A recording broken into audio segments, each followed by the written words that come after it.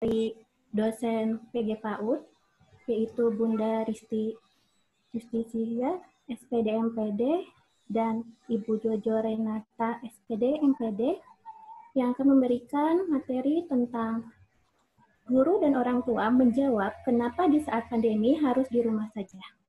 Tips and trik menjelaskan COVID-19 kepada anak. Nah, sebelumnya kita akan mendengarkan dulu sambutan dari Kaprodi kita tercinta, Bunda Suci Utami Putri, kepada beliau, Dr. Suci Utami Putri, MPD. Saya persilahkan untuk memberikan sambutannya. Silakan, Bunda. Ya, terima kasih Ibu Gia selaku moderator. Bismillahirrahmanirrahim. Assalamualaikum warahmatullahi wabarakatuh. Waalaikumsalam warahmatullahi wabarakatuh. Pertama-tama kita panjatkan puji dan syukur kehadirat Allah Subhanahu wa taala yang telah memberikan kita kemudahan serta kelancaran pada pagi ini supaya kita berkumpul dalam acara webinar sesi pertama. Salawat dan salam juga kita panjatkan kepada Nabi Muhammad Sallallahu Alaihi Wasallam beserta para sahabatnya. Mewakili Prodi PG PAUD UPI Purwakarta, saya mengucapkan terima kasih yang sebesar-besarnya kepada panitia, kepada seluruh dosen, serta kepada peserta yang sudah berkenan untuk berpartisipasi dalam kegiatan webinar ini yang akan berlangsung mulai dari hari ini tanggal 7 Mei dan berakhir nanti tanggal 19 Mei 2020. Ada 5 kegiatan seminar pada webinar ini, dan masing-masing temanya nanti akan dinarasumberi oleh dosen-dosen Prodi PG PAUD UPI Purwakarta. Dan kegiatan ini merupakan satu bentuk kepedulian dan tanda cinta Prodi PG PAUD UPI Purwakarta kepada masyarakat yang kini kita semua tengah bersama-sama menghadapi situasi 19. Teman-teman, saat ini kita seringkali mendengar bahwa pemerintah menganjurkan untuk tidak kemana-mana atau stay at home. Nah, stay at home itu tidak melakukan apa-apa atau tidak menjadi yang melakukan hal yang produktif. Ada baiknya momen stay at home ini kita manfaatkan untuk lebih mengaktualisasi diri, melakukan hal-hal yang positif dan produktif, juga membangun kedekatan yang harmonis dengan melakukan kegiatan bersama-sama dengan kerabat keluarga terdekat di rumah. Nah, dalam webinar ini nanti teman-teman peserta akan bersama-sama membahas mengenai kegiatan-kegiatan apa saja yang bisa dilakukan bersama, kemudian hal apa saja yang dapat kita lakukan dalam menghadapi pandemi COVID-19 ini. Tidak banyak yang akan saya sampaikan supaya lebih mengefektifkan waktu karena waktu sangat terbatas. Sekali lagi saya ucapkan terima kasih atas partisipasinya dan semoga kegiatan kita dalam melaksanakan webinar ini sampai hari terakhir nanti tanggal 19 Mei dapat berjalan dengan lancar. Selamat mengikuti kegiatan webinar bersama narasumber yang sudah siap. Sampai nanti mudah-mudahan peserta bisa mengikuti seluruh sesi dengan baik dan materi-materinya dapat dimanfaatkan serta diterapkan di rumah. Mungkin itu saja sambutan dari saya. Wabillahi taufiq wal hidayah. Wassalamualaikum warahmatullahi wabarakatuh. Waalaikumsalam warahmatullahi wabarakatuh. Baik, terima kasih kepada Bunda Suci selaku Kaprodi. Baik para peserta, kita langsung saja pada pemaparan materi yang akan diberikan oleh Bunda Risti Justisia SPD MPD dan juga Ibu Jojo Renata SPD MPD tentang guru dan orang tua menjawab kenapa di saat pandemi harus di rumah saja. Tips dan trik menjelaskan COVID-19 kepada anak. Kami persilahkan kepada Bunda Risti dan Bunda Jojo untuk memaparkan materinya dan men-sharekan. Terima kasih. Ya, terima kasih kepada Ibu Gia atas waktunya. Kali ini saya dan Ibu Jojo, rekan saya, akan mulai sharing terutama ya mengenai anak usia dini dan pandemi corona yang sekarang sedang berlangsung. Tunggu sebentar.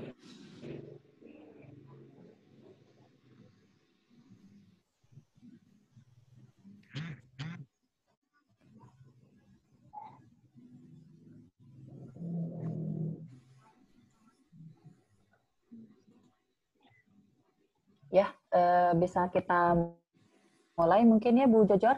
Bu Jojor sudah siap? Sudah. Oke. Jadi kenapa sekarang kami berdua memilih judul ini terkait dengan pandemi COVID-19. Jadi kalau sekarang kita lihat anak-anak di rumah itu sudah mengalami kebosanan di rumah gitu ya. Jadi kalau kita flashback kembali di awal Maret itu mulai pandemi corona sampai sekarang bulan Mei, itu berarti sudah hampir 3 bulan lebih kita berada di rumah. Hal itu juga memungkinkan jangankan orang dewasa, anak usia dini pun sama, akan mulai jenuh dan bosan berada di rumah. Oleh karena itu, kali ini kami berdua akan lebih fokus kepada sharing mengenai guru dan orang tua menjawab cara tepat menjelaskan kenapa di saat pandemi harus di rumah saja. Nah, judul ini kita ambil karena memang terkait isu yang sekarang, anak usia dini bosan di rumah, gitu ya. Nah, mulai pertamanya kita lihat dulu tanda-tanda anak mengalami kebosanan di rumah akibat COVID-19, ya. Apakah misalnya teman-teman yang sudah mengajar mungkin ya, atau juga ada di sini ada orang tua yang merasa anak-anaknya mulai stres atau juga tidak kondusif selama school from home, gitu ya. Pekerjaan sekolah tidak dilakukan gitu ya, lalu juga di rumah juga anak-anak mulai uring-uringan, emosinya tidak terkendali gitu, ingin main di luar gitu ya. Nah, ini juga tanda-tanda anak-anak mengalami kebosanan di rumah. Lalu juga anak mulai bertanya, "Mah, kapan sih COVID-19 ini berakhir? Mah, kapan sih virus corona ini berakhir?" Seperti itu. Lalu juga anak mulai sering menangis karena ingin main keluar rumah ya. Mungkin main di rumah kalau di halaman itu tidak masalah, tapi mungkin bagi anak-anak yang sering main ke taman kota atau mungkin juga ke mall atau mungkin juga ke rumah kakek dan nenek, mungkin saat ini memang tidak bisa atau ditangguhkan dulu. Setelah itu juga anak-anak juga mulai banyak yang merindukan teman-teman ataupun guru sekolahnya. Ya, bagi teman-teman yang mengajar mungkin di sini ada muridnya yang suka telepon lewat video call atau juga selama school from home ada kegiatan sama teman-teman, itu juga cukup mengurangi kekangenan bersama teman-teman yang ada di sekolah. Nah, di sini juga anak-anak sudah terlihat jenuh dan bosan. Menggambar sudah, gitu ya, bermain juga sudah, gitu kan ya. Nah, kira-kira apa nih yang harus dilakukan, gitu ya. Akhirnya juga membuat orang tua menjadi kebingungan. Karena di sini juga orang tua mendapatkan tugas tambahan. Asalnya dia hanya orang tua saja dan juga orang tua yang bekerja di luar, dan sekarang mereka memiliki tugas tambahan sebagai guru di rumah. Hal ini juga menjadi sesuatu permasalahan baru tentunya ya. Kita juga sebagai orang tua atau juga sebagai guru memiliki penyesuaian yang baru. Guru memiliki penyesuaian untuk mengajar dari rumah. Sebagai orang tua juga memiliki penyesuaian untuk menjadi guru di rumah juga. Nah, ketika hal ini terjadi, mulailah banyak pertanyaan-pertanyaan yang diberikan oleh anak, terutama tadi gitu ya mengenai COVID-19 gitu ya. Apakah di sini ada ibu, guru atau orang tua yang mungkin sedikit panik ketika anak-anak bertanya, COVID-19 itu seperti apa Bunda? Kok banyak yang meninggal gitu ya? Mungkin sedikit ada yang lebih sedikit dramatis dan mungkin juga ada yang tidak.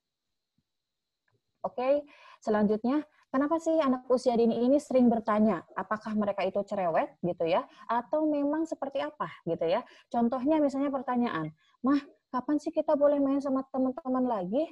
Mah, aku kangen sama teman-teman ibu guru dan teman-teman dan ibu guru yang ada di sekolah," gitu ya.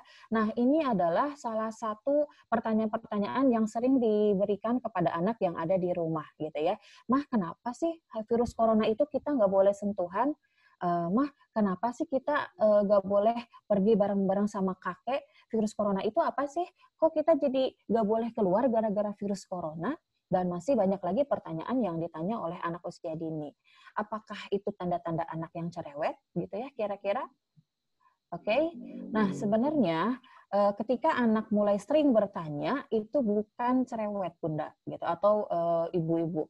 Karena itu adalah karakteristik anak usia dini. Jadi sebenarnya yang pertama ini anak usia dini memiliki rasa ingin tahu yang banyak gitu ya. Di sini anak usia dini memiliki rasa ingin tahu yang banyak, yang besar. Kenapa? Karena memang karakteristiknya. Jadi bukan permasalahan anak itu cerewet atau banyak bicara, tetapi memang pada dasarnya rata-rata anak usia dini ini memang banyak bertanya. Kelebihannya adalah ketika anak memiliki rasa ingin tahu yang besar, itu juga otomatis akan mengembangkan perkembangan sosialnya. Gitu. Jadi jangan takut ketika anak-anak banyak bertanya, malah ini adalah kesempatan bagi guru atau orang tua untuk menambah pengetahuan anak, untuk menambah juga perkembangan sosial anak, gitu ya. Nah, lalu yang kedua, anak bersifat egosentris. Egosentris itu apa? Egois kah? Gitu ya. Anak bersifat egosentris artinya adalah ketika anak memiliki kapasitas jawabannya, memiliki ingin tahu, bukan ingin tahu, memiliki jawabannya itu adalah benar. Jadi apapun yang dia katakan itu adalah betul versi dirinya gitu ya. Jadi bersifat egosentris ini juga memang adalah karakteristik anak usia dini. Jadi memang otomatis anak-anak ini juga akan lebih kekeh dibanding biasanya. Contohnya mungkin seperti ketika anak di mall ingin permen. Ketika tidak dituruti, dia akan meraung-raung dan mungkin akan berguling-guling. Itu mungkin egosentris pada sisinya masing-masing. Atau ketika kita memberikan pemahaman kepada anak, dia akan kekeh dengan persepsinya sendiri. Nah, itu bisa dibilangnya adalah bersifat egosentris ya. Lalu yang ketiga adalah anak bersifat unik ya. Bersifat unik di sini adalah ketika anak satu dan anak yang lainnya tidak bisa disamakan. Seperti anak ibu dan bapak apabila sudah punya anak pertama dan anak kedua itu sifatnya pasti berbeda-beda gitu ya. Atau mungkin juga Bu Jujur dan saya punya anak kembar walaupun mereka sama tapi memiliki sifatnya yang berbeda. Otomatis mereka memiliki unik dan memiliki caranya masing-masing untuk diberikan pemahaman gitu. Nomor keempat, anak memiliki daya konsentrasi yang pendek. Nah, di sini rata-rata untuk anak usia dini di usia 3 sampai 5 tahun ya atau sampai 6 tahun mereka memiliki daya konsentrasi 10 hingga 15 menit. Jadi ketika kita nanti akan melakukan pemahaman kepada terhadap anak atau juga pembelajaran di rumah terhadap anak itu dimungkinkan 15 menit awal adalah awal yang baik untuk daya konsentrasi anak. Dan yang terakhir, anak memiliki imajinasi dan fantasi. Ini adalah karakteristik anak usia dini. Bagaimana? Terdengar suaranya? Terdengar. Oke, kita lanjut. Nah, kita langsung saja tips menjawab pertanyaan dari anak. Ya, jadi anak sudah banyak bertanya, jangan sampai sama Bunda nggak tahu, udah nanti aja Bunda lagi sibuk. Nah, itu sangat mematikan rasa. Jadi yang pertama adalah dan tanggaplah sesegera mungkin. Nah, di sini bagaimana tanggapan sesegera mungkin? Berarti apapun yang ditanya sama anak, segeralah kita sebagai orang tua. Jangan sia-siakan kesempatan emas rasa ingin tahu anak mereka untuk sesuatu, untuk mengetahui ya besok saja, atau juga mungkin mama nggak tahu gitu ya, atau mungkin ketika kita lagi sibuk kita berbohong kepada anak, jangan seperti itu. Lalu yang ketiga, menyediakan jawaban yang sesuai dengan kemampuan berpikir anak. Ya, kadang-kadang kita selalu panik duluan ya ketika melihat anak usia dini bertanya sesuatu hal yang mungkin tabu atau mungkin yang bukan di kapasitas usianya. Di situ kita tiba-tiba merasa, wah anak ini tahu dari mana ya, gitu kan ya. Atau juga mereka lebih tahu dari apa yang kita bayangkan. Nah, di sini kita juga harus menyediakan dengan kemampuan berpikir anak. Jadi sebelum kita menjawab, kita bisa gali gitu ya. Berikan pertanyaan terkait dan siapkan pertanyaan pancingan agar anak bisa menjawab dengan lebih lengkap. Jadi kita takar, kita tahu sampai mana sih pengetahuan anak mengenai suatu hal itu. Misalnya tentang corona gitu ya. Tentang corona ini mereka tahu sampai mana gitu ya. Informasinya dia tahu dari siapa? Apakah nonton? Apakah dia dari tahu dari temannya? Atau dia mendengar dari menguping dari saudaranya seperti itu. Nah, setelah kita menjawaban atau informasi yang dia tahu, barulah kita berikan jawaban sebatas yang ditanyakan oleh anak, gitu ya. Jawaban juga terkait dengan fakta yang betul. Jangan sampai juga membohongi anak. Kenapa jawaban yang sebatas yang ditanyakan oleh anak? Karena anak usia dini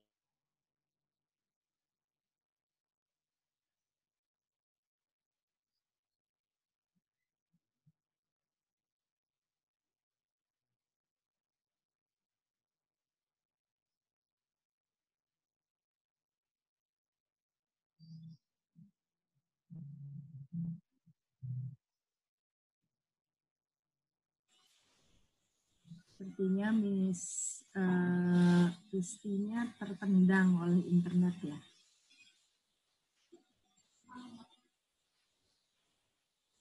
Hilang. Tunggu sebentar ya. Atau mungkin Miss Jojer mau melanjutkan sedikit? Oke. Tetapi saya tidak punya ini ya, apa namanya, PowerPoint-nya kebetulan di Bu Risti. Halo. Oh, Bu Ristinya sebenarnya sudah kembali. Sudah kembali ya, oke. Pasti sudah ada. Bentar, di-unmute dulu. Oke, Bu Risti, silakan.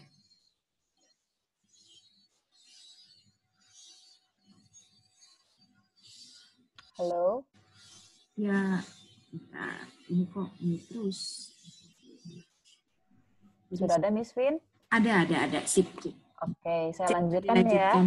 Di share materinya screen. Apakah sudah ada? Belum ya.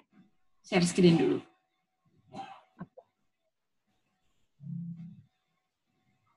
Yes, sudah. Nah, sudah ada.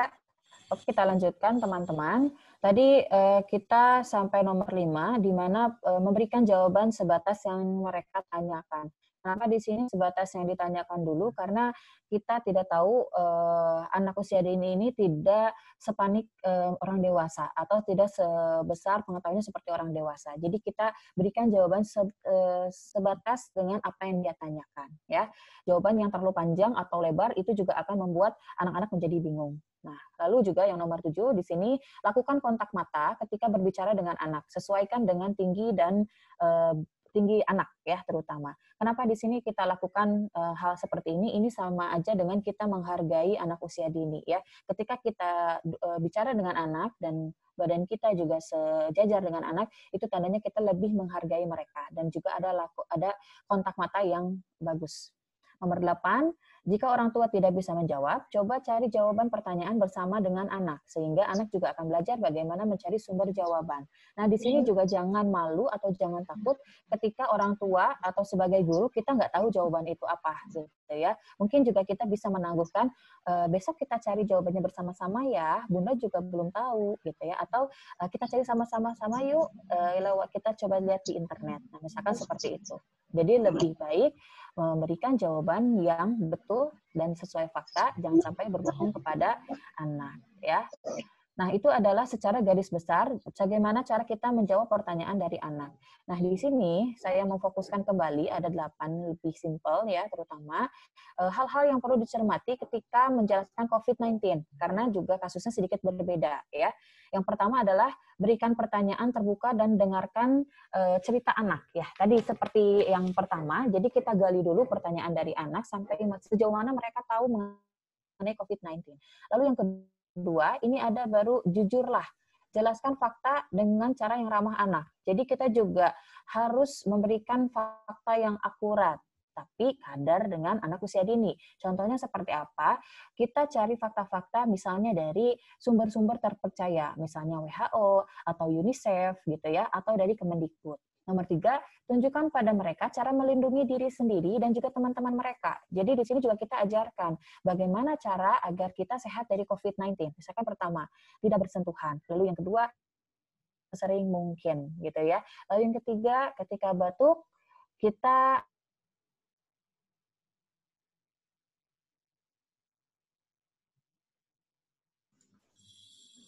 Waduh, Miss Ristinya tertendang lagi. Miss, kita mulai lagi. Oke, sip. Oke. Nah, lalu setelah itu Slide-nya di-share dulu. bagikan. Ada suaranya, teman-teman? Suaranya ada, tapi slide-nya belum muncul. Oke, ini Share tidak screen. keluar. Tunggu sebentar ya. Oke, saya share dulu.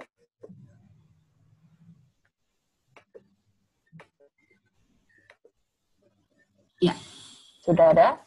hampir. Masih loading sih.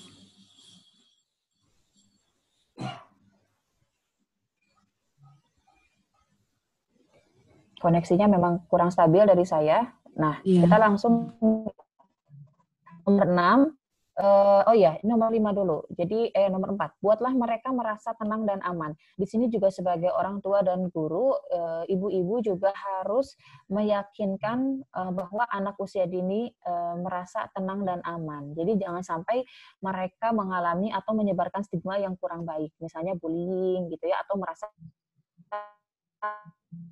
bahwa hidup kita tuh hanya sebentar lagi, banyak yang meninggal. Misalnya seperti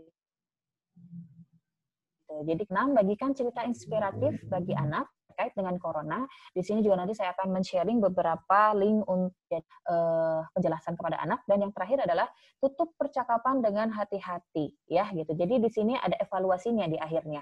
Sampai mana sih pemahaman anak tentang COVID-19? Apakah mereka sudah merasa nyaman gitu ya dengan penjelasan kita tentang COVID-19? Yang penting adalah rasa aman dan nyaman mereka.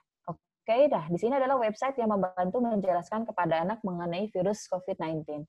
Yang pertama ini dari Kemendikbud. Di sini ada cara jitu menjawab pertanyaan anak. Di sini teman-teman nanti bisa ambil datanya gitu ya, bisa di-download saja. Lalu juga di sini ada dari UNICEF. Lalu juga ada flashcard tentang corona dan juga di sini ada YouTube mengenai corona ya. Kita langsung aja kita ambil contoh satu video.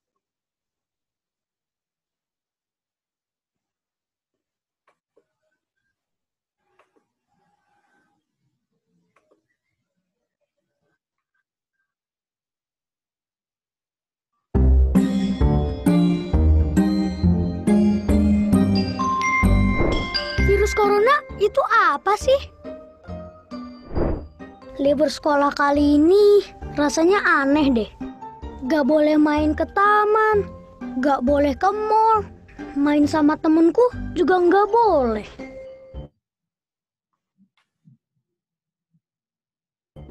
Ayah dan ibuku juga di rumah terus. Tapi kadang ibu harus belanja ke pasar. Terus ayah bilang ke ibu, "Ibu, nanti di pasar jaga jarak ya sama orang-orang." Jaga jarak? Kok kayak mobil sih? Dan waktu ibu pulang, aku berlari untuk memeluk ibuku. Tapi ibu malah bilang, "Jangan dekat-dekat ibu." Aku sedih. Orang-orang pada kenapa sih? Tapi akhirnya aku mengerti. Kalau jaga jarak itu penting. Karena kita sedang berusaha menghindari virus corona. Virus corona adalah virus yang baru ditemukan. Dalam bahasa Latin, corona artinya mahkota. Begitu virus corona masuk ke paru-paru, dia mulai merusak tubuh kita. Kita jadi sakit, demam, bersin, batuk-batuk. Ketika batuk, percikan ludah ikut keluar dari mulut kita. Virus corona dengan menumpangi percikan ludah kita masuk ke tubuh orang lain, kemudian menuju paru-parunya. Meskipun tidak semua orang jadi sakit, tapi virus corona dapat menempel pada siapapun. Karena virus ada di mana-mana. Di rak buku, di taman bermain, di mainan, bahkan di lift yang kelihatan bersih dan mengkilap. Kalau ada orang yang mencet tombol, kemudian dia menyentuh mulutnya, virus corona bisa langsung masuk. Virus corona itu licik banget. Tapi aku tahu caranya biar terhindar. Salah satunya adalah dengan memakai masker. Ketika kita, masker langsung menghalang mereka. Juga lebih sering cuci tangan pakai sabun alias CTPS. Aku sukanya bikin busa yang banyak untuk membunuh virus-virus itu. Dan begitu mereka mati, langsung kubilas dengan air bersih. Wih, aku menang! Aku menang! Tapi ada juga orang-orang yang tidak bisa jauh dari virus corona, yaitu para petugas kesehatan, seperti dokter dan perawat. Dengan memakai alat pelindung diri, mereka berperang melawan virus corona setiap hari. Mereka tidak kebal, tapi mereka pemberani, tulus membantu. Semua daerah juga berjuang melawan virus ini. Pemerintah membuat peraturan agar kita semua selamat. Tenaga kesehatan bekerja siang malam demi kesehatan kita. Mari kita taklukkan virus corona bersama-sama. Tapi aku bisa bantu apa ya? Oh, aku tahu. Asal kita tetap di dalam rumah, virus tidak akan menyebar luas. Jadi, aku mainin di rumah aja. Sementara orang dewasa berperang melawan virus corona dengan caranya masing-masing. Kita tunggu saat virus corona mengakui kekalahannya. Haha.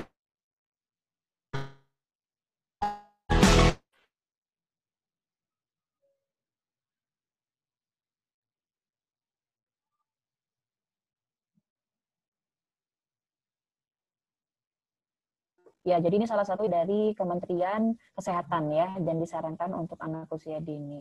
Oke, setelah itu mungkin akan dilanjut kepada Ibu Jojor. Ya, Bu Jojor ya. Iya, Bu Risti. Oke. Oke. Ya, terima kasih Bu Risti.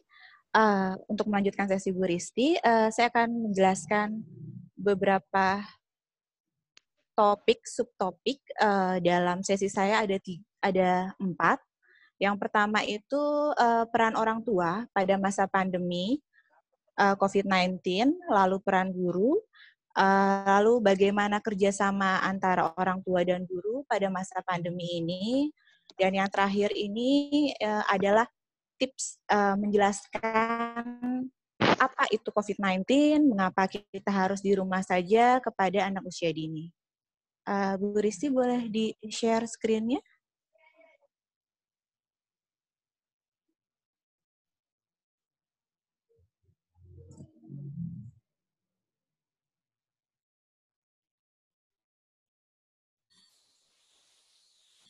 Bu Risti mendengar atau tidak? Apakah ada di sana?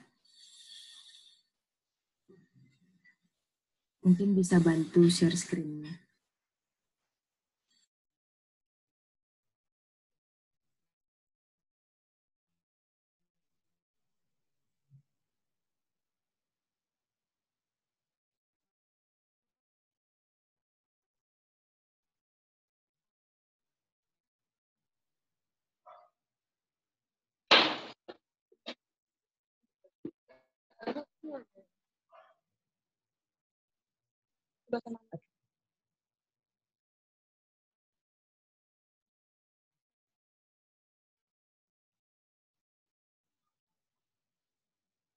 Oke, iya, saya akan mulai saja sambil menunggu Bu Risti men-share screen-nya. Jadi pada masa pandemi ini, semua orang disarankan untuk stay di rumah, termasuk anak usia dini. Kegiatan belajar pembelajaran pindah dari sekolah ke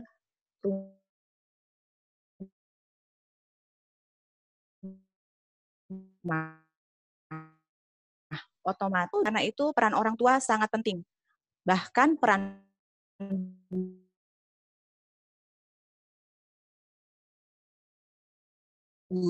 guru sudah termonitor untuk anak usia dini dalam proses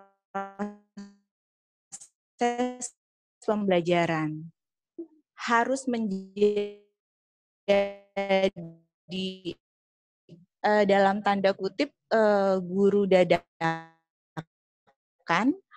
untuk anak kali peran orang tua yang dituntut untuk lebih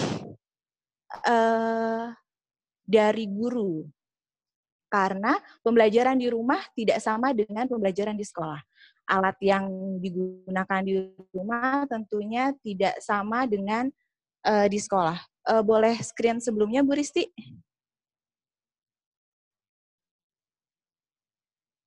Oke, iya.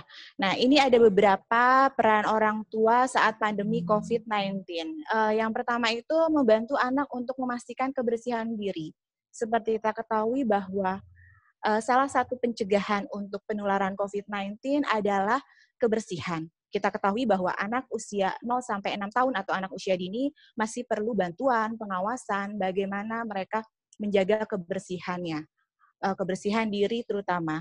Apalagi kita ketahui untuk COVID-19 ini pencegahannya kita harus mencuci tangan berulang-ulang. Setiap kita habis dari luar, memegang barang, kita harus mencuci tangan. Sedangkan secara kasat mata, tangan yang kita lihat itu adalah bersih, tidak ada noda, kotoran. Pasti anak akan bertanya, kenapa aku harus mencuci tangan, sedangkan tanganku bersih, gitu ya. Aku tadi sebelumnya, 1 jam sebelumnya aku sudah mencuci tangan. Hal itu yang harus dijelaskan kepada orang tua. Nanti saya akan di subjudul ketiga, saya akan menjelaskan bagaimana cara menjelaskannya kepada anak. Lalu yang kedua, memenuhi kebutuhan gizi anak.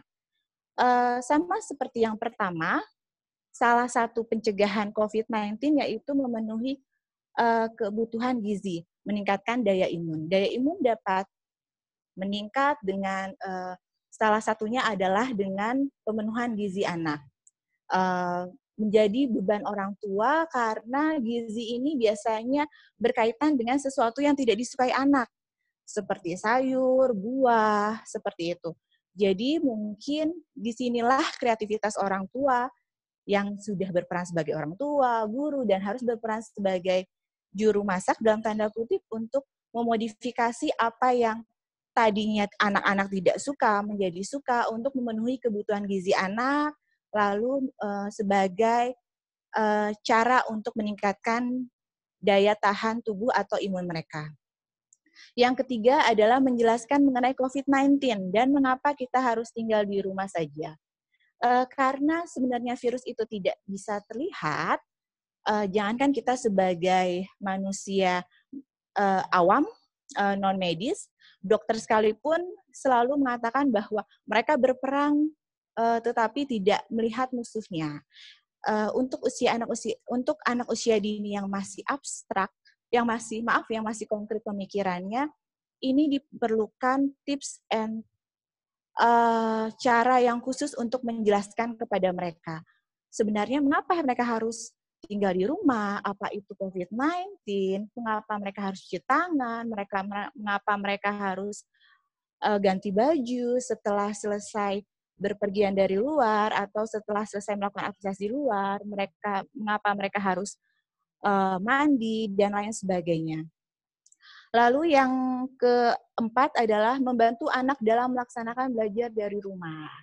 Nah, ini salah satu yang sering saya dengar bahwa menjadi polemik di kalangan orang tua karena ternyata tidak mudah menjadi guru, gitu ya. Walaupun muridnya diajar hanya 1 orang, ternyata butuh kesabaran, butuh daya juang, butuh effort yang tinggi untuk mengajarkan anak, gitu ya. Karena hal itu wajar pada dasarnya karena berbeda dengan kita mengajar di sekolah, bila kita mengajarkan anak sendiri ada kelekatan di sana. Ada emosi yang melebihi emosi kita dengan anak didik, gitu ya. Jadi hal yang wajar apabila orang tua dalam tanda kutip tidak sabar atau anak kok dikasih tahu tidak mau ya gitu ya, sedangkan sama gurunya nurut, tapi kok sama mamanya sendiri terlalu banyak jawaban, menolak, dan lain sebagainya. Lalu yang kelima adalah berkomunikasi dengan guru mengenai perkembangan anak selama belajar dari rumah.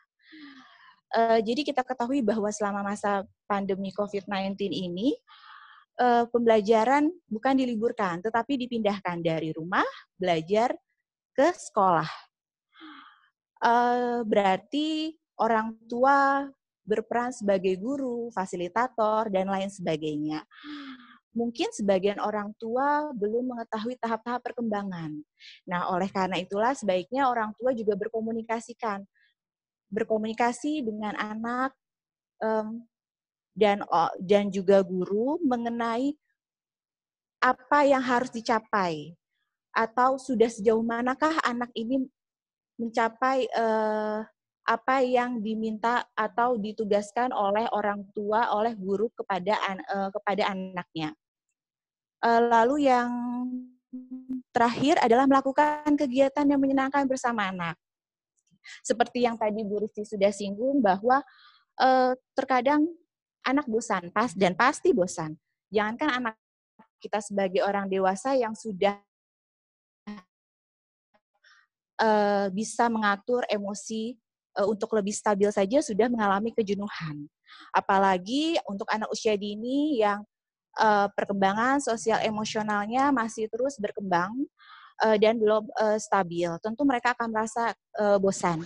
Disinilah peran orang tua untuk menciptakan kegiatan yang menyenangkan bersama anak. Banyak kegiatan yang bisa dilakukan oleh orang tua bersama anak. Contohnya, memasak atau berkebun, atau merapihkan rumah, atau menonton bersama, mengaji, dan lain sebagainya. Mungkin kegiatan yang pada masa sebelum pandemi ini tidak dilakukan oleh anak dan orang tua karena kesibukan masing-masing. Tapi salah satu yang harus disyukuri oleh kita pada saat masa pandemi ini ialah kedekatan kita dengan anggota keluarga yang makin meningkat karena otomatis kita akan bersama-sama di rumah hampir 24 jam. Boleh dilanjut Bu Risti screen selanjutnya?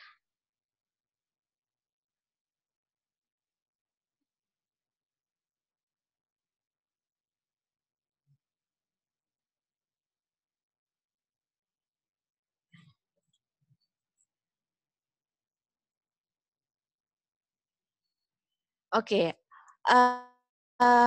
saya lanjut sambil menunggu screen dari Bu Risti. Selain peran orang tua, juga ada peran guru yang sangat penting saat masa pandemi COVID-19. Di saat belajar dipindahkan dari sekolah ke rumah, bukan berarti peran guru menjadi ringan.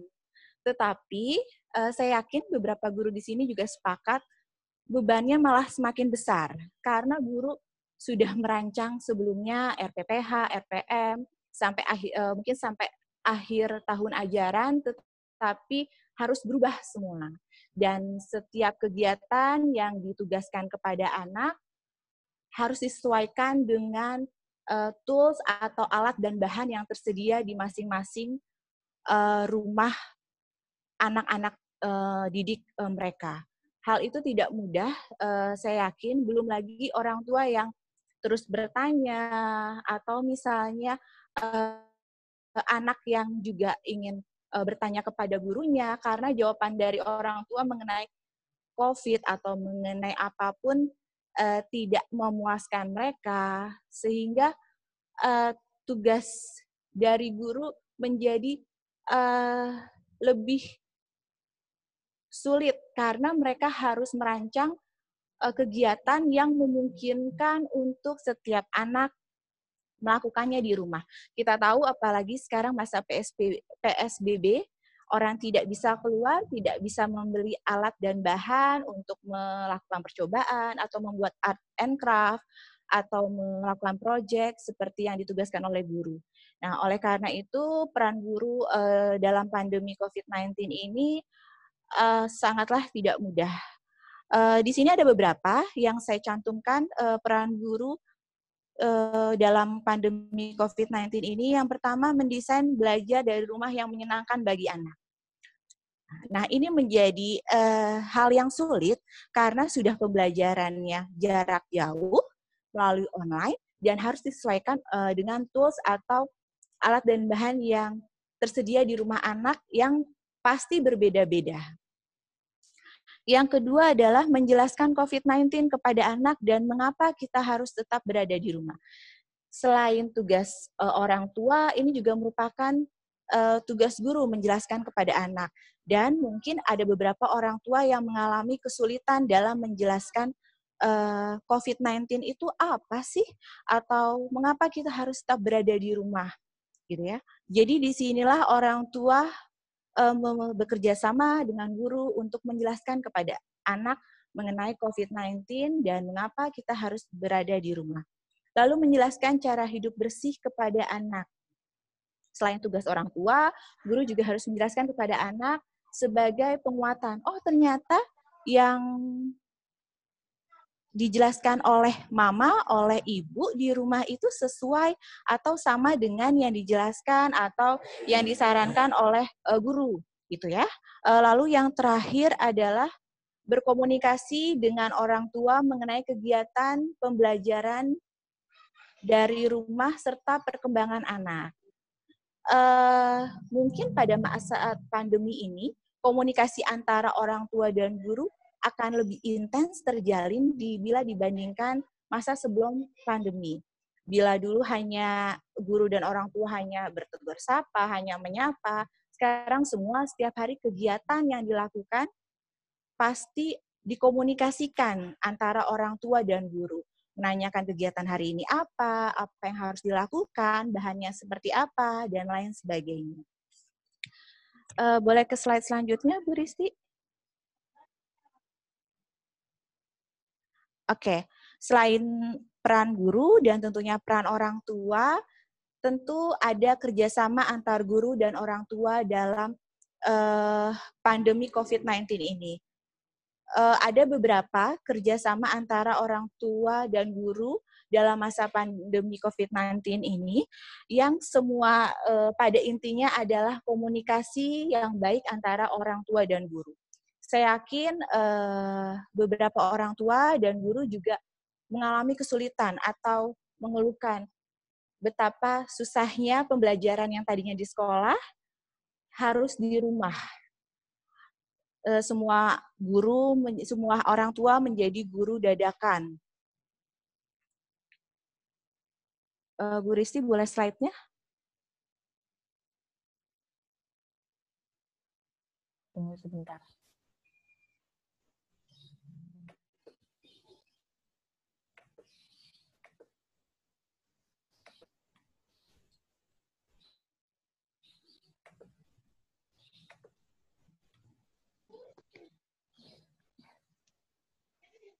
Oke, nah ini.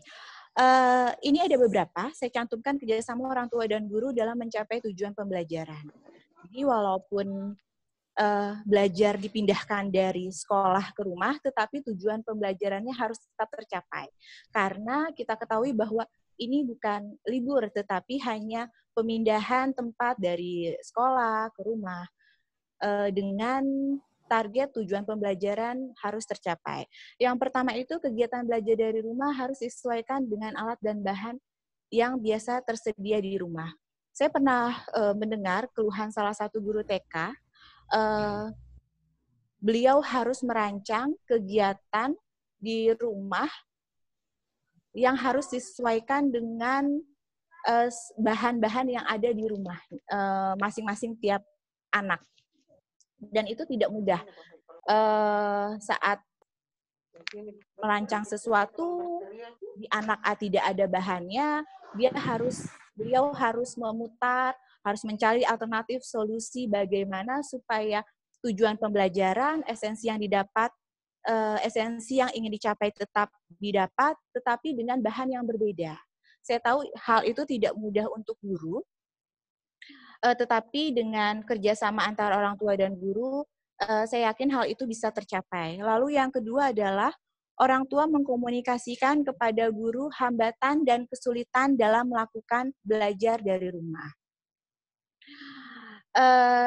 Sekali lagi kuncinya adalah komunikasi saat tidak mungkin pembelajaran yang tiba-tiba mendadak dari sekolah dipindahkan ke rumah, tidak ada hambatan, pasti semua terkaget, pasti semua merasa bingung, pasti semua mempunyai masalah masing-masing bagaimana menciptakan pembelajaran yang efektif dan efisien oleh orang tua dengan tujuan pembelajaran yang sudah ditetapkan. Orang tua bisa mengkomunikasikan setiap masalah, setiap perkembangan anak, setiap kendala terhadap guru, lalu mencari solusi bersama-sama. Kira-kira bagaimana untuk menangani semua atau menyelesaikan setiap masalah yang timbul akibat pembelajaran yang dipindahkan dari sekolah ke rumah. Oke, selanjutnya Bu Risti. Oke. Di sini saya akan memberikan sedikit tips bagaimana menjelaskan COVID-19 kepada anak. Jadi, seperti kita ketahui ini merupakan virus. Virus itu tidak terlihat.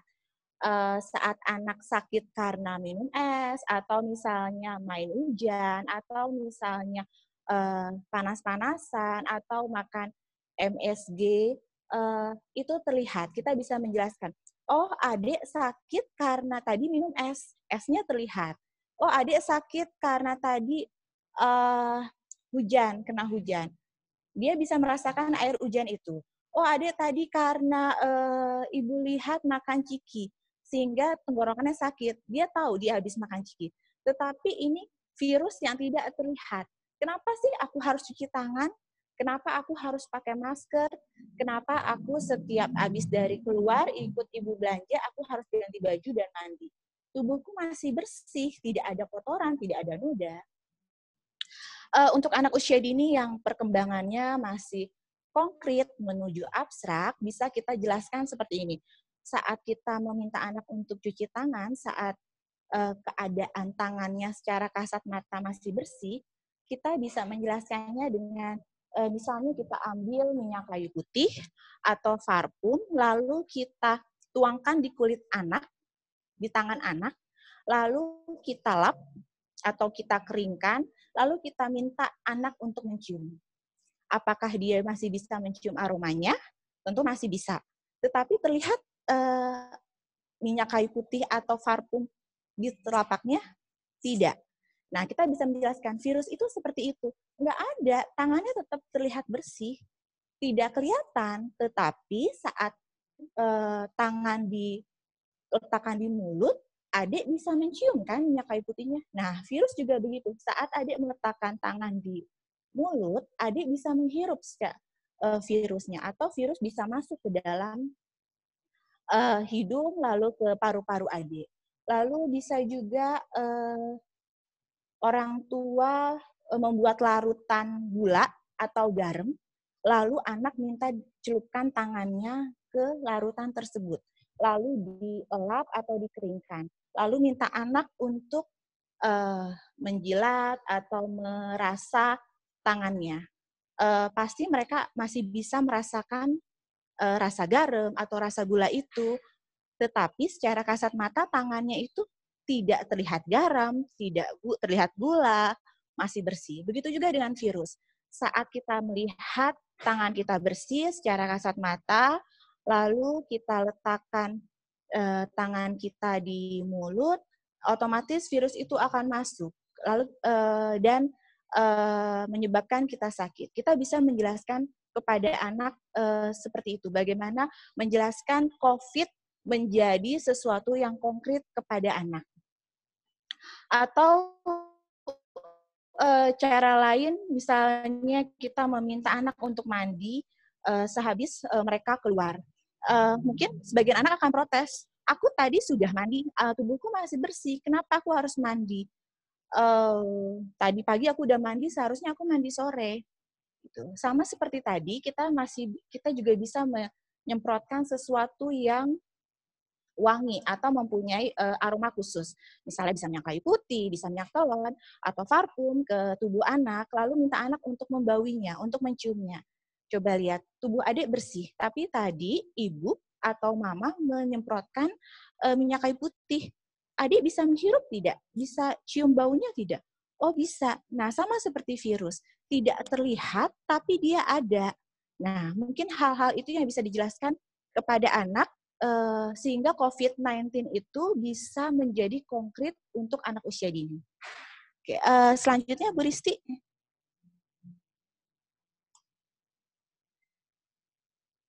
Oke, mungkin ini agak sedikit kurang jelas, tetapi ini ada beberapa poster hasil karya mahasiswa semester 4. Ini juga merupakan salah satu alternatif menjelaskan COVID-19 itu melalui gambar seperti ini, gejala yang ditimbulkan, bagaimana pencegahannya. Boleh selanjutnya, Bu Risti? Oke, nah ini juga sama poster hasil karya mahasiswa. Di sini ada cara hidup bersih dan sehat untuk mencegah penularan COVID-19. Dengan gambar seperti ini, anak akan mudah memahami, mengerti, oh ternyata ini ya langkah ini harus dilakukan untuk terhindar dari COVID-19 itu. Karena kita tahu bahwa untuk anak usia dini, mereka taraf kognitif mereka masih konkret menuju ke abstrak. Jadi dengan gambar seperti ini akan memudahkan mereka menyerap pengetahuan mengenai COVID-19 dan cara pola hidup bersih. Dan ada satu lagi, slide terakhir, Bu Risi. Oke, mungkin ini kurang jelas. Ini adalah apa yang bisa kita lakukan di rumah, hal yang menyenangkan bersama anak selama masa pandemi ini. Di sini ada belajar memasak, belajar bersama, bermain bersama, menonton TV. Sebenarnya masih banyak lagi kegiatan yang bisa dilakukan. Dan di sini memang dibutuhkan kreativitas dari guru, orang tua, serta pendidik untuk menciptakan hal yang menyenangkan yang bisa dilakukan oleh anak. Sekian dari saya, semoga bermanfaat. Saya kembalikan ke moderator.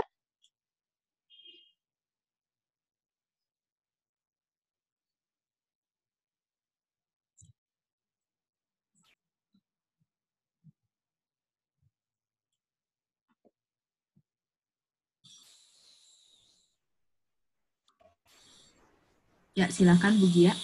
Ya, terima kasih Miss Vin. Dan terima kasih juga untuk para pemateri, Bunda Isti dan juga Bunda Jojor. Baik, selanjutnya kita langsung saja membuka sesi diskusi. Terdengar suara saya? Terdengar, Bu. Ya. Di sini sudah masuk beberapa pertanyaan. Jadi saya akan memilih ini dari forum chat. 3 pertanyaan terlebih dahulu. Bagaimana pemateri? Iya, boleh. Ya, silakan Bu Gia.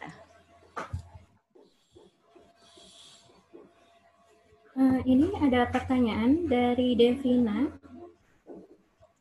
mahasiswa PG PAUD, sepertinya. Devina bertanya, saya yang izin bertanya, jika orang tua atau keluarganya itu sangat sibuk dan kurang memperhatikan anaknya, peran orang tua untuk anak di rumah saat COVID-19 pun hanya sedikit yang terpenuhi. Nah, lalu bagaimana Bunda? Apa yang harus dilakukan? Itu pertanyaan dari Devina.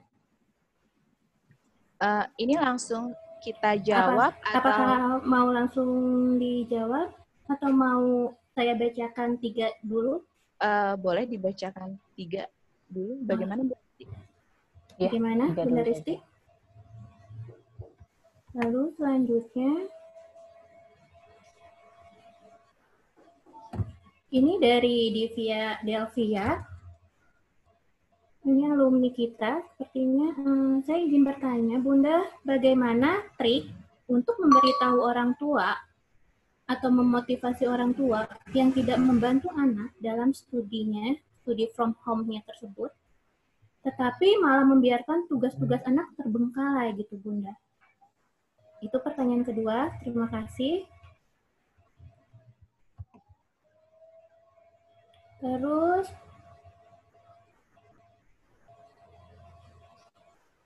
ini sepertinya dari terbengkalai.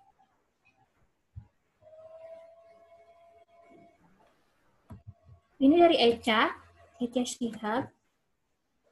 Izin bertanya, Bunda, peran sebagai guru selain memberikan pembelajaran adalah memberikan penilaian. Nah, bagaimana cara melakukan penilaian yang efektif selama belajar di rumah tersebut, Bunda? Terima kasih. Itu 3 dulu.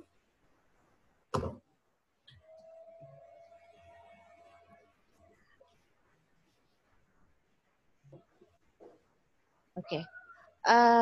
Saya akan menjawab pertanyaan dari Iya, Divya. terima kasih kepada Ibu Gia sebagai moderator. Mungkin saya... Oh iya, silakan. Bu Jujur, Mbak. Bu Risti, mangga Bu.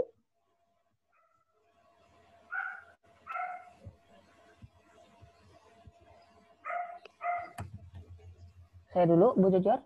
Iya, baik ya. Silahkan Bu. Saya akan bantu jawabnya Eca Shihab. Untuk Eca itu pertanyaannya bagaimana melakukan penilaian ketika sekarang ya, school from home. Nah, untuk melakukan penilaian, memang apapun itu diperlukannya adalah komunikasi dan kerjasama dengan orang tua, gitu ya. Jadi kegiatan-kegiatan yang dilakukan, kegiatan yang ada di rumah itu biasanya akan dilaporkan kembali kepada guru melalui foto, gitu ya, atau melakukan penilaian. Dan jika apabila orang tua tidak bisa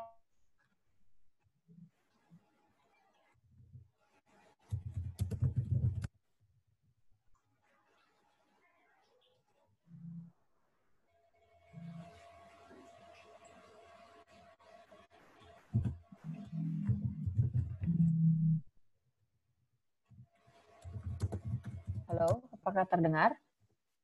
Tadi agak... Ya, sekarang terdengar. Tadi hilang Bu Ristinya, ke mute kayaknya. Ya. Sekarang sudah ada? Sudah. Iya. Saya langsung jawab saja mungkin ya. Untuk pertanyaan dari Eca, bagaimana cara melakukan penilaian ketika school from home? Ya, mungkin seperti itu. Jadi yang pertama memang komunikasi dan kerjasama dengan orang tua itu memang yang paling penting gitu. Ketika kita sebagai guru memberikan tugas-tugas kepada anak yang dilakukan di rumah, otomatis kita juga akan meminta feedback dari hasil pekerjaan anak yang ada di rumah gitu ya. Namun memang kendalanya atau tantangannya adalah tidak semua orang tua itu bisa kooperatif gitu ya, atau bisa tepat waktu mungkin untuk mengumpulkan ya. Ini juga sama, kita juga masih penyesuaian gitu. Bagaimana tadi orang tua menjadi guru, kita pun sebagai guru menjadi guru melalui rumah gitu. Jadi memang di sini harus ada kesabaran dari guru, tentunya tidak lupa memotivasi orang tua terus gitu ya, mengingatkan kembali, tapi juga tidak terkesan menagih gitu. Jadi mungkin guru bisa menanyakan tadi seperti Bu Jojor, menanyakan ke orang tua kendalanya apa gitu ya yang dilakukan ketika school from home gitu. Nanti di situ guru dan orang tua bisa menemukan jawaban yang pas gitu ya. Mungkin jawaban ini bisa terjawab 2 pertanyaan tadi. Tinggal 1 lagi ya Bu Jojor untuk diberikan jawaban. Terima kasih.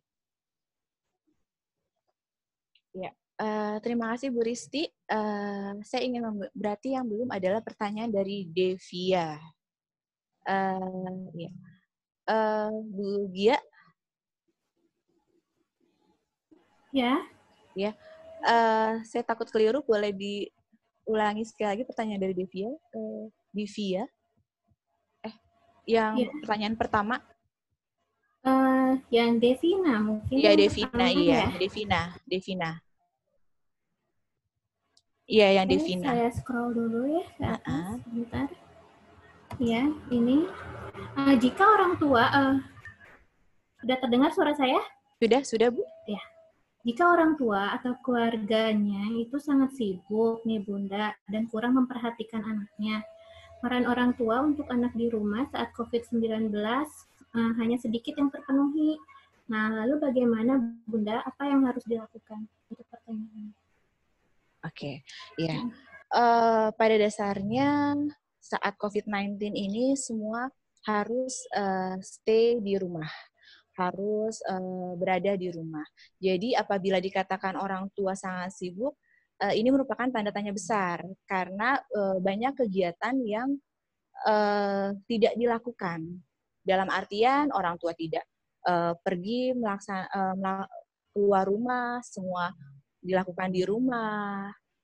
Jadi apabila ada orang tua yang tidak mendampingi anaknya dengan alasan sibuk atau misalnya banyak yang harus dilakukan, sebenarnya ini adalah tanda tanya besar gitu ya, karena 24 jam sehari bersama anak dan tidak bisa mendampingi anak. Pertanyaan saya adalah apa yang dilakukan oleh orang tuanya. Mungkin untuk ayahnya memang harus bekerja. Sama seperti di kantor, harus di depan laptop dari jam 8 sampai jam 5, tetapi untuk ibunya, saya rasa masih bisa mendampingi anaknya dan menstimulus perkembangan anak, seperti itu. Jadi kalau misalnya ada case seperti ini, yang jadi pertanyaan saya adalah kesibukan apa yang dilakukan orang tuanya, karena kita ketahui bahwa semua kegiatan dilakukan dari rumah, semua kita harus stay dari rumah, seperti itu Bu Gia. Oke.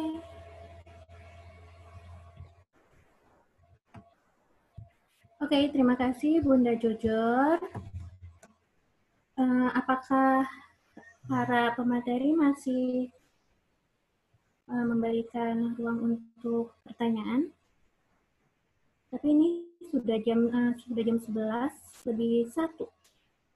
Mungkin nanti pertanyaan-pertanyaan yang belum terjawab kita bisa dijawab di dalam grup WA. Jadi nanti semua pertanyaan bisa terjawab. Mungkin seperti itu ya Bu Jojor dan Bu Dia. Iya. Boleh Bu Risti ya. Oh, iya. Baik. Baik, pemaparan materi sudah dipaparkan oleh kedua pemateri.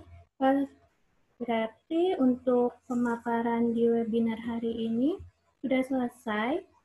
Terima kasih kepada para pembicara, Bunda Jojo dan Bunda Risti, dan juga para peserta.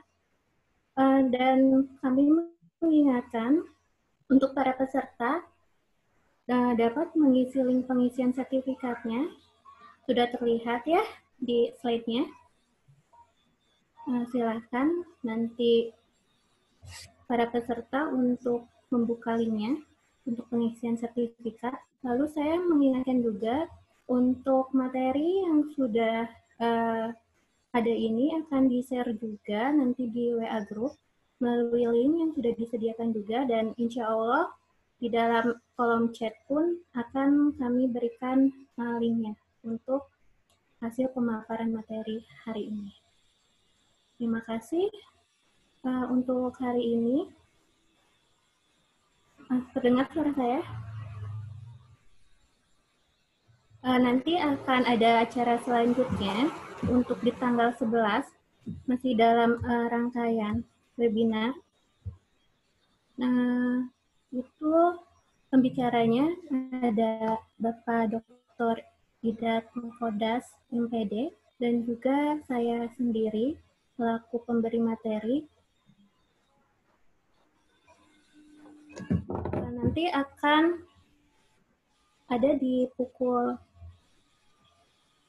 10 sampai pukul 11.30 WIB tentang temanya memelihara kesejahteraan psikologis di tengah pandemi COVID-19. Ya, seperti itu.